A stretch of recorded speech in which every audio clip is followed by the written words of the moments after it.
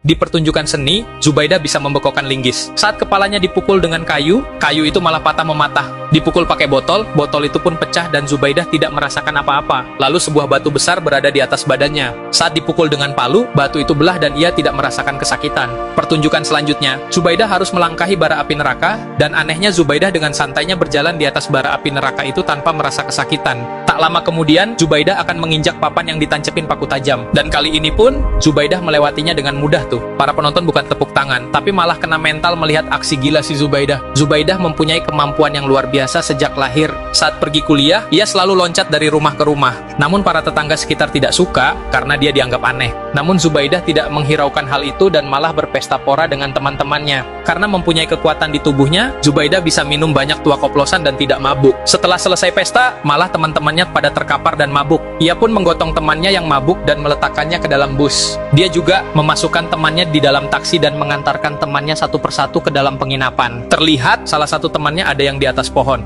Ia pun mengangkut dan memutar temannya ke posisi tidur. Tak lama kemudian, Zubaidah pun pulang ke rumah. Dan di rumah, dia dimarahin oleh Pak Jamal bapaknya. Pak Jamal memutar video pertunjukan seninya Zubaidah kemudian marah besar karena teknik yang Zubaidah tunjukkan banyak yang salah. Dan Pak Jamal lalu mencontohkan cara yang benar. Zubaidah yang tahu ia dibenci orang-orang meminta bapaknya untuk tidak lagi mewarisi kekuatan bela dirinya dan dia ingin menjadi gadis normal. Pak Jamal pun jadi khawatir karena itu adalah warisan almarhumah ibunya. Singkat waktu, Pak Jamal pun menemui rekan seperguruannya lalu mengeluhkan kelakuan anaknya yang tidak mau mewarisi ilmu bela diri keluarga mereka. Dan ternyata, anak dari rekannya itu juga bernasib sama. Mereka pun jadi kebingungan bagaimana menyikapi para anaknya. Besokan harinya, Zubaidah pergi ke kampus, tapi tiba-tiba ada seorang cowok misterius memeluk Zubaidah